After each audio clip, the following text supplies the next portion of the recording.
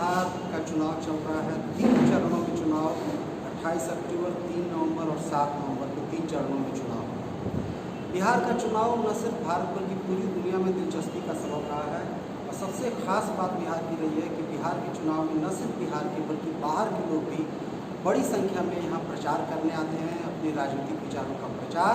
और साथ साथ अपनी जो प्रतिबद्धताएँ हैं उसको जाहिर करने के लिए। सबसे ख़ास बात है कि आज हमारे साथ हैं 3 ऐसे मेहमान जो बिहार से बाहर सिर्फ इस चुनाव के लिए प्रचार करने आए हैं। आपसे ये जानना चाहेंगे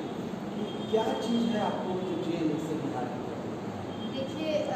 एक बात तो है कि बिहार से काफ़ी ज़्यादा स्टूडेंट्स हमारे वहाँ पढ़ते हैं और उनका जो मुद्दा है उसको एज ए स्टूडेंट छात्र संघ अध्यक्ष भी और एज ए स्टूडेंट जब हम स्टूडेंट पॉलिटिक्स करते हैं हम उसको अलग नहीं लग सकते। उनकी जो पीड़ा है जो वो बार बार बोलते हैं उसको हम अलग नहीं कर सकते। और दूसरी बात ये है कि बिहार के बारे में जब हमने पढ़ा है, देखा है, बिहार हर वक्त एक अलग से बदलाव और इतिहास में ऐतिहासिक समय में एक अलग बदलाव लेके आया है। आज जिस समय पे बिहार का चुनाव हो रहा है ये हमें लगता है एक ऐतिहासिक समय है और उस ऐतिहासिक समय के चुनाव में हिस्सेदारी करने हम लोग आए हैं दिल्ली से। और ये खास बात है जब हम लोग जाके बात करें लोगों से कि लोग बहुत पॉजिटिवली बदलाव चाहते हैं, जो उनके साथ मतदान के साथ खिलवाड़ हुआ है उसके खिलाफ वो लोग एक आवाज़ उठा रहे हैं। तो वो देख के बहुत अच्छा लग रहा है कि आज इस देश के अंदर जब हम डेमोक्रेसी की बात करते हैं तो बिहार में उस तरीके का एक डेमोक्रेसी दिख रहा है जहाँ पे युवा अपनी बात को रख रहे हैं सामने, अपने मुद्दे को रख रहे हैं और बहुत अच्छे तरीके से अपना स्टैंड पॉइंट को रख रहे हैं। होना चाहिए कि बिहार इकलौता हिंदी बेल्ट का राज्य है जहाँ पर भाजपा पावर में नहीं आ पाई। तो क्या आप लोगों का यहाँ आने के पीछे क्या ये एक राय नहीं है कि यहाँ उसको आने से किसी तरीके से रोक देना है? सबसे पहली बात तो मैं पहले सवाल के साथ जहाँ से आपने शुरू किया था मैं वहीं से रखना चाहूँगा कि मैं तो अपने आप को बिहारी मानता हूँ और बिहार से जाना ये हमारी मजबूरी थी, ज़रूरी नहीं थी और आगे लोग मजबूर ना हों ये हमारी चाहत है। और इस चाहत को मैं जानता हूँ कि राजनीतिक तौर पर जब तक हम बदलाव नहीं लाएंगे तब तक ये चाहत पूरी नहीं होगी। तो पहला मकसद तो ये था और दूसरा मकसद जो महत्वपूर्ण मकसद है कि आज जब मीडिया पर पूरी तरह से जो मुख्य धारा की मीडिया जिसको हम कह सकते हैं, चाहे वो इलेक्ट्रॉनिक हो चाहे वो प्रिंट मीडिया हो, पूरी तरह से कॉरपोरेट वर्ल्ड का कब्जा हो चुका है और कॉरपोरेट घरानों पर भाजपा का नेक्सस आज पूरी तरह से कायम हो चुका है। ऐसी स्थिति में जो सच्ची बात है, पूरी बात है, सही बात है वो नहीं जा रही है, बल्कि जो मोदी जी के मन की बात है वो घर घर तक पहुंच रहा है। और जिस चीज़ को मीडिया हाउस डिस्ट्रॉय करना, जिसको ख़त्म करना चाहती है, जिसको बदलना चाहती है, वहाँ कई सारे बीट पत्रकारिता मुख्य धारा में जो चल रही है और उसको हमने देखा सुशांत के मुद्दे के आधार पर और तमाम चीज़। तो जो शिक्षा का मुद्दा है, रोजगार का मुद्दा है, जो हमारे माइग्रेटेड वर्कर का मुद्दा है, जो सवाल किसानों के जो अभी नीतियाँ बनी है, खेती के संदर्भ में जो कानून बना है, श्रम कानून बना, ये सारी सच्चाइयाँ ना मुख्य धारा के इसमें डिबेट है और अगर है तो इस रूप में है कि वो उसको ढिंढोरा पीटा जा रहा है। तो जो सच्ची बात है वो हम कैसे, ये चुनाव एक अवसर होता है जिस अवसर के जरिए हम लोगों तक पहुँच पाते हैं और वो मकसद हमारा है जिस मकसद के लिए हम यहाँ आए। क्या चीज़ आपको बिहार के चुनाव में चाहिए? असल में हमारे पास, क्योंकि मैं बिहार से हूँ और जहानाबाद ज़िले से हूँ, और हमारे पास वही विकल्प है। एक तो ये है कि पलायन का दर्द झेलते हुए बाहर रहना रोजगार और अच्छी शिक्षा के लिए, और दूसरा विकल्प ये है कि अपनी जो जन्मभूमि है, जो मातृभूमि है, वहाँ पे लौट के और जो छला जा रहा है युवाओं को विकास के नाम पे, जो छला जा रहा है युवाओं को शिक्षा के नाम पे, जो छला जा रहा है युवाओं को रोजगार के नाम पे, उसके लिए उसके लिए यहाँ पे आकर अपनी ज़मीन से यहाँ के सत्तावर को सवाल करना। 7 साल का चुनाव लड़ते हैं,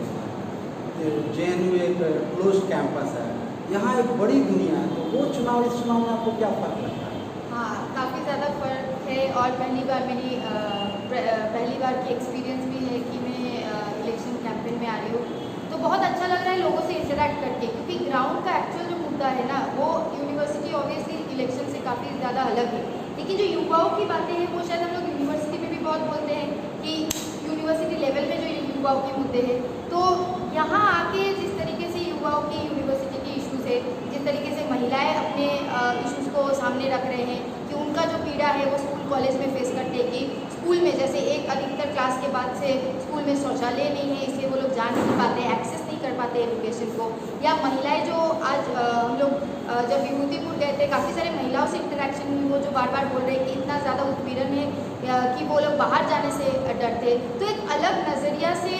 अपने देश के एक राज्य को देखने का मौका जो मिल रहा है, तो वो बहुत एक अलग अनुभूति है। और आज जो इतना बहुत कुछ मीडिया में चलता है ना, विकास बहुत कुछ चल रहा है, लेकिन जब तक आप नीचे नहीं आके देखोगे कि एक्चुअली क्या चल रहा है, तब आपको सही मायने में ये सोशल मीडिया से हट के आपको पता चल जाएगा कि एक्चुअली जब तक हमारे किसान, मजदूर, महिलाएं, पिछड़े तबके सही से नहीं रह रहे हैं, वहीं से आपकी पहचान है कि आपका देश कितना आगे बढ़ा है। और उसी का पहचान शायद मुझे तभी मिला जब मैं बिहार के अंदर पहली बार आई और समझ पाई, क्योंकि मैं दिल्ली बैठ के बहुत कुछ बिहार के बारे में सुनती थी, लेकिन अभी जो मैं आई और इधर अंदर गई, तब मुझे उनका हालात देख के समझ में आया कि देश का ज़्यादा कुछ बदलाव हुआ नहीं है पिछले कई सालों में, और जो किसान, मजदूर या पिछले तबके के लोग हैं, महिलाएं हैं, वो वहीं के वहीं रह गए और गरीब होते जा रहे हैं। लेकिन कुछ लोग जो पूंजीपति के बाद हम बोलते हैं अदानी, अंबानी, वो कहीं ना कहीं बहुत अमीर होते जा रहे हैं। जैसे आपने ये सारे मुद्दे उठाए, तो ये मुद्दे सब कई तरह की राजनीतिक पार्टी, पहली बार बिहार के चुनाव में हम ये देख रहे हैं कि रोजगार मुद्दा बनता जा रहा है, सोशल जस्टिस इशू नहीं है, सेकुलरिज्म इशू नहीं है, तो रोजगार मुद्दा बन रहा है। तो क्या ये लेफ्ट का एजेंडा सेंटर स्टेज में आ रहा है? देखिए, युवाओं का जो लेफ्ट का मुद्दा जनता का मुद्दा होता है, ये मैं बहुत बार बोली हूँ कल भी और आज भी मैं बोलना चाहती हूँ कि वामपंथियों का मुद्दा जनता का मुद्दा होता है। वामपंथियों अलग से मुद्दा नहीं होता है कि वो किसी तरीके से करेंगे, और जो युवा है, जो छात्राएं हैं, उनका जो मुद्दा है, जो जनता है, उनका जो मुद्दा है, वो वामपंथियाँ सामने रखे और उसके लिए लड़ाई के लिए, चाहे वो विधानसभा में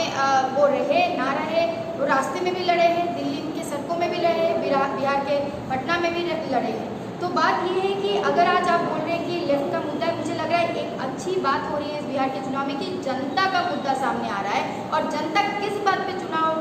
में मुद्दा चाहते हैं, देखना चाहते हैं, कौन सी राजनीतिक दल उनको एक्चुअली ये करके दिखाएगा, उस पर चुनाव हो रहा है, जो कि बहुत अच्छी बात है। और इस देश के अंदर हर एक राज्य में ये होना चाहिए, क्योंकि आज देश के अंदर ऑब्वियसली जो पिछड़े तबके के हैं, उनका जो मुद्दा है वो बहुत इंपॉर्टेंट है, लेकिन लोगों को जिस तरीके से गुमराह किया जा रहा है, जाति के नाम पे, धर्म के नाम पे, धर्म के नाम पे इलेक्शन चुनाव लड़े जा रहे हैं, वो गलत चीज़ है। जिस तरीके से डराया धमकाया जा रहा है, जैसे यूपी के सीएम ने भी कल जिस तरीके से स्टेटमेंट्स दिए हैं, मतलब खतरनाक सारे स्टेटमेंट्स दिए जा रहे हैं कि आप अगर भाजपा को नहीं वोट दोगे तो जो बिहार की जनता है उनको कुछ अलग से उनको कुछ फेस करना पड़ेगा। तो ये सारी बात नहीं है, क्योंकि जब कोरोना काल आया, जो हमारी ब्रोकन सिस्टम है उसको एक्सपोज किया कि रेशन किस तरीके से नहीं मिलता था, जनता को किस तरीके से एजुकेशन की दिक्कत थी। तो यही बात जो है अच्छा है कि जनता का जो मुद्दा है वो एकदम सेंटर स्टेज पे आ रहा है, और वही मुद्दा अभी बिहार का मुद्दा बन रहा है। ये राजीव जी, आप खुद दिल्ली यूनिवर्सिटी टीचर्स एसोसिएशन का चुनाव लड़ते रहे हैं, और ये चुनाव थोड़ा बताएंगे कि आप जिस तरह का चुनाव महानगरों में लड़ते हैं और ये बिहार का कैसे फ़र्क है। और दूसरा ये सवाल कि आपको लगता है कि हिंदी बेल्ट में कभी इस तरह का रोजगार कभी इशू बना हो, और इसका क्या राजनीतिक प्रतिफलन हो सकता है? मैं पहले इसको इसी रूप में देखना चाहूँगा कि एक शब्द है पहचान की राजनीति, जिसको कि 90s ऑनवर्ड, 90 के दशक के बाद आप अगर देखेंगे तो पूरे देश में ये पहचान की राजनीति जो है उसका हावी होना हमने देखा, चाहे वो कास्ट आइडेंटिटी के तौर पर हो, चाहे रिलीजन के आइडेंटिटी के तौर पर हो, या फिर रीजन के आइडेंटिटी के तौर पर हो। आप अगर ध्यान करें तो बिहार में इन तीनों चीज़ों का उपयोग इस चुनाव के लिए भी करने की कोशिश हुई। सुशांत का मुद्दा और कुछ नहीं था, और अभी एक लड़की का आपने, एक लड़की है जो गाती है बिहार में गाबा, और उसके काउंटर में एक और आइडेंटिटी आ गई कि बिहार में ईबा तो ऊबा। हाँ, तो ये जो नैरेटिव आप अगर देखें तो ये रीजनलिज्म का जो कॉन्टेक्स्ट है उसको सेंट्रल फोकस बनाने की कोशिश हुई है, लेकिन ये चला नहीं। क्यों नहीं चला? क्योंकि आप देखें कि इतने टुकड़ों में आइडेंटिटीज को आज भेज दिया गया है। जिस समय अगर आप देखेंगे लालू यादव के साथ वो पूरा आरक्षण आंदोलन से जो एकता बनी थी उन तमाम शोषित वर्गों की, और वो वहाँ वर्ग और जाति का एक कहीं ना कहीं कनेक्शन था, वो कनेक्शन धीरे धीरे पूरी तरह से वर्गीय आधार पर कट गया और वो जाति के ठेकेदारों के हाथ में कि एक फिल्म स्टार, फिल्म बनाने वाला सीधा लॉन्च करता है और वीआईपी एक पार्टी बन जाती है और वो रातों रात इस पहचान के साथ, एक जाति पहचान के साथ आता है। तो वहाँ अब वो कब वो हिंदुत्व का कार्ड खेलने लगता है।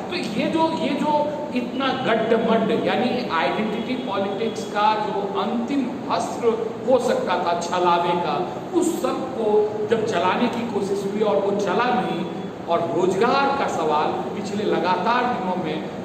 अगर आप देखेंगे तो वो एक सच्चाई है। और अगर रोजगार होगा तब तो आरक्षण होगा, आरक्षण होगा तब तो आप उसके आधार पर नौकरी लगेगी नहीं लगेगी। तो यहाँ आकर एक यूनाइटेड मूवमेंट का एक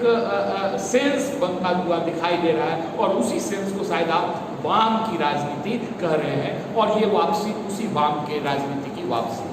बस अंत में हम टिप्पणी लेना चाहेंगे अभिषेक रंजन की। जैसे उन्होंने बहुत अच्छी बात कही कि एक पहली बार इस तमाम आंदोलनों का एक कल्बिनेशन ये हो रहा है। अब तक आप लोग रोजगार के मुद्दे पर छात्र संघ के लोग JNU या HCO लड़ती आ रहे थे, लेकिन यूनिवर्सिटी कैंपस के बाहर उसका उतना प्रभाव नहीं पड़ता था। क्या ये बिहार के चुनाव में रोजगार का इश्यू बनना देश के बाहर के छात्र आंदोलनों को भी आवेग प्रदान करेगा, गति प्रदान करेगा? बिल्कुल करेगा। बिल्कुल करेगा। अभी कई देशों में, चिली जैसे देशों में है, इंडोनेशिया में जो है छात्र नौजवान सड़कों पे उतरे हुए हैं। और जाहिर सी बात है कि जिस तरीके से डेटा आया कि भारत में 45 सालों में जो है बेरोजगारी की दर सबसे ज़्यादा बढ़ी है, उसका एक प्रभाव है। और जैसा कि IC ने कहा, बिहार में जो इस बार बेरोजगारी मुद्दा बना है, ये यहाँ के संघर्षशील जो छात्र नौजवान हैं उनकी एक अभिव्यक्ति है, जो जिसे कि इस बार भारतीय जनता पार्टी इस पे बैकफुट पे है और महागठबंधन के पक्ष में एक ज़बरदस्त जो है युवाओं और नौजवानों में उत्साह है। बहुत बहुत शुक्रिया। मैं इन तीनों को बहुत सही बात पर अभिषेक ने इस नोट पर बात समाप्त की कि जो छात्रों और युवाओं का जो आंदोलन था, बिहार का चुनाव एक स्टेट उसको एक आवेग प्रदान करेगा और ये पूरे देश के लिए भी शायद एक नज़ीर बन सकता है। हम तीनों लोगों का IC घोष का, JNU के प्रेसिडेंट राजीव कुमार जी और अभिषेक रंजन जी का, तीनों का बहुत बहुत शुक्रिया अदा करते हैं।